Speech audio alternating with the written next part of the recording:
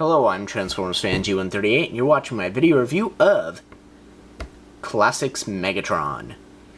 And of course, this is the US release because it's got the orange caps, and it looks like a Nerf gun. Which is kind of ironic because, you know, Hasbro owns Nerf too. So this is like the one Classics toy that actually has an actual faction symbol on it. Although the box advertised it having a rub sign as well, this one does not have a rub sign. Go figure. I don't know if others did. Mine just didn't get put on. I don't know. I really don't care either. This is not my favorite Megatron. Actually, it's not my least favorite Megatron either. The movie Megatron pretty much takes the cake on that one. Probably the Cybertron one too, which I don't own. And I would like to get the Energon one, even though that one's probably terrible as well. Honestly, though, the best Megatron ever is the Generations War for Cybertron. Megatron, any color of that is amazing. Best Megatron mold ever, I think. Some would disagree and say G1, but I disagree. I don't like the trigger being his crotch, personally.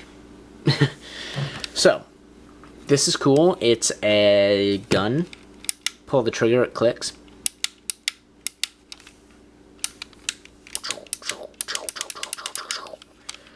Yep, got a faction symbol here and here, embossed on and painted, which is nice. You know, it looks like a Nerf gun is what it looks like. It looks like a one-shot Nerf gun, you know. The scope you can look through. Trying to line it up there best I can. Yeah, you can see my finger through the scope there. It's a pretty bad scope. It doesn't magnify or anything. It's a little dusty because it sits on the back of my shelf. Simply because I really just don't. I mean, it's okay. It's an okay Megatron, but for my classic stuff, Generations Megatron takes cake. And honestly, I couldn't use this for my stop motion series either because he's so back heavy. He's hard to get in he's hard to get in good positions.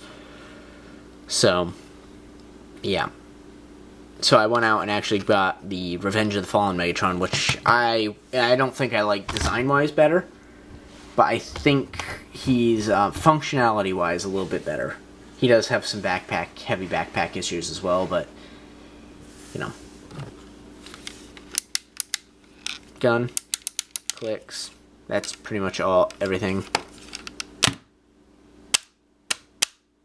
Yeah. The barrel, the way it's designed, is actually too wide to actually spin, even theoretically. It's more of an oval shape, so even if this was a spinning thing, it wouldn't be able to spin. Yeah, that's pretty much Megs there. So I'm going to go ahead and transform them and, you know, talk about them some more. And here the Overlord of Evil is. Yeah, that sounded better in my head.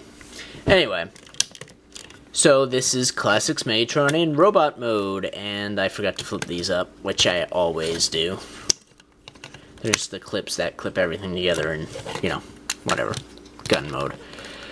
Yeah, as you can see here, I have trouble standing him up, even with his back feet out. They almost, you know, and these, even here, are in the way, so if you move him back a little bit, it makes him really back heavy.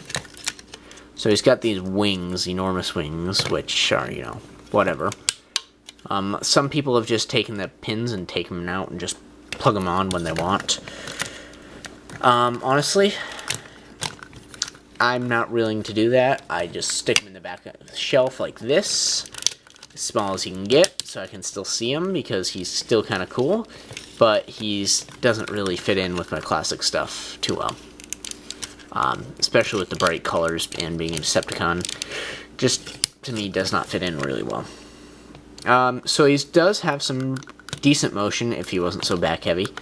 You can always do that. Do some really weird stuff with the legs. Anyway, the feet only move due to transformation there. He does have a ratchet knee joint. This whole panel moves as well. Which is kind of cool. I like it both ways. You know, 90-degree swivel. Ratchet here, ratchet here. No waist swivel. It's due to transformation. Ratchet joint. Shoulders. Hinges. Ratchet joint elbows. I wish the hands had some movement because I don't like how the gun is on the bottom of the hand here. The gun does not clip in very well, so it moves. It's all on hinges, so it's not going to come off. Unfortunately, that'd be kind of cool too. His head's on a ball and socket joint, and I'm pretty sure then this moves and then these move. So yeah, you can get some weird stuff with this guy. So that's cool.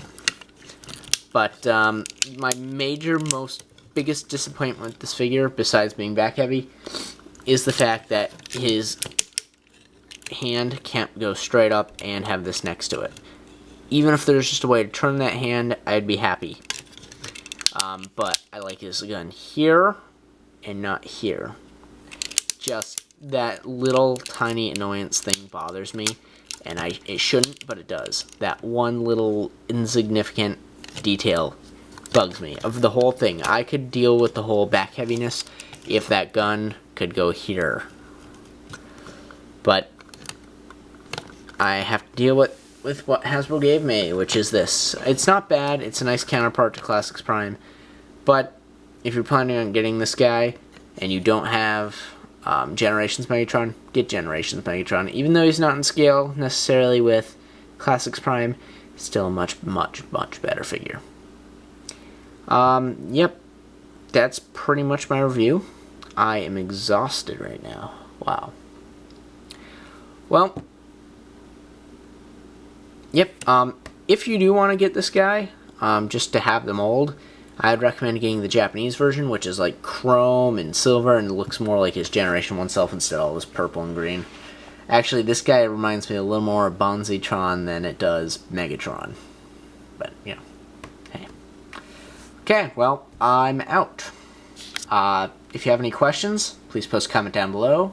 If you have any requests for video reviews, up top, message me if that function doesn't work. Post a comment down below. I get both through my email, so that's cool. It's neat. Yep. Hope you enjoyed, and thanks for watching.